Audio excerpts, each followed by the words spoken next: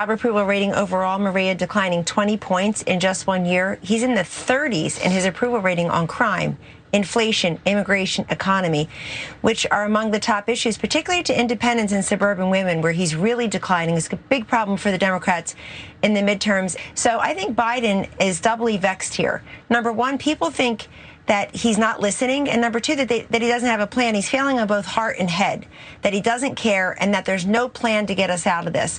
So Biden, heading into the summer and fall, is putting his party in a terrible position. Maria, the Republicans should have a monster fall, but they have to do two things. Number one is no prevent defense, get on the offense on all these issues, and number two, make Biden's problems Democrat problems, because the Democrats will lop them off if they have to.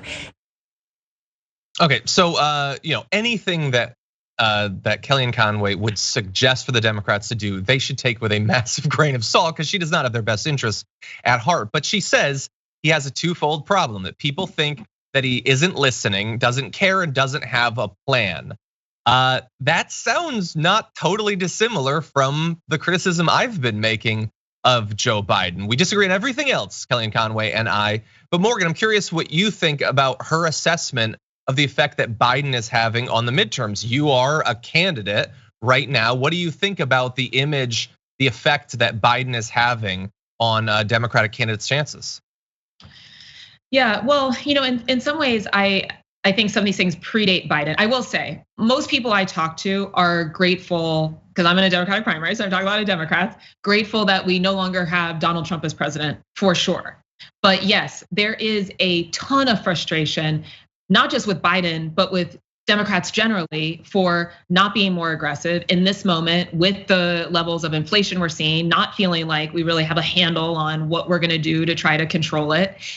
Things like student debt not getting canceled, excuse after excuse, voting rights not moving, all of these things. People are like, well, what are you doing in there, right? And are we just gonna capitulate to the GOP? And these things have real consequences in a state like Ohio, where these people have supermajority at the state government level. So the federal level is our best hope. And so, this is the point I've been making the entire campaign the past few years.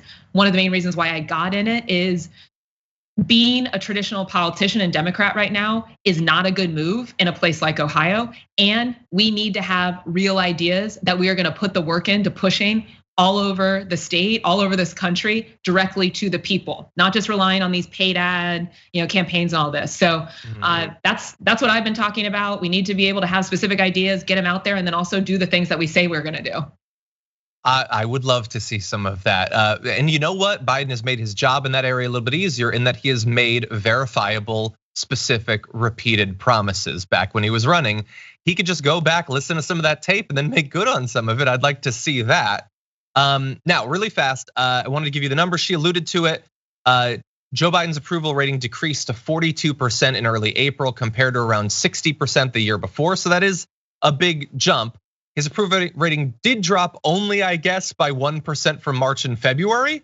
So I guess the rate of drop has stopped a little bit. Maybe people are giving him a bit of credit for that way that he's handling the situation with Ukraine. I don't know, because at the same time, inflation has been going up. We've been talking about gas prices and everything. You can see here, the inflation report just came out earlier today.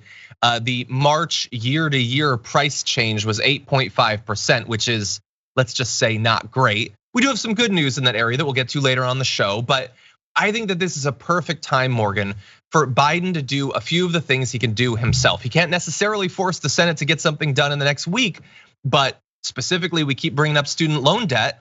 He made promises about cancellation. He could do that today. Yes. And every day he doesn't.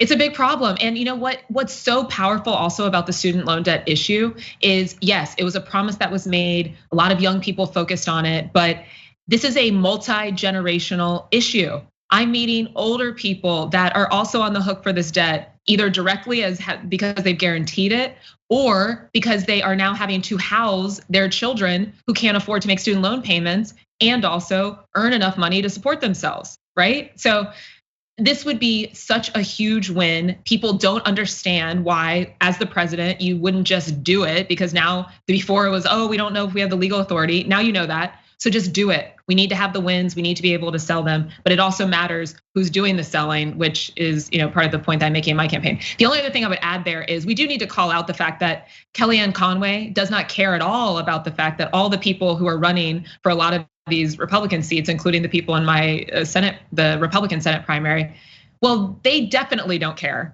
And they are also presenting no ideas. So we're going to critique our folks on the Democratic side for sure, but let's be very honest about the fact that JD Vance, Josh Mandel, these guys are not presenting any tangible ideas about how to make people's lives better either. No, you couldn't be more right. Like it is right to point out that Biden has a perception of not caring and not having a plan, but she didn't seem to have much of a problem with that when it was Trump. Not caring, definitely check, mark him down for that. Not having a plan, oh God, I mean, come on, it's so hypocritical, clearly.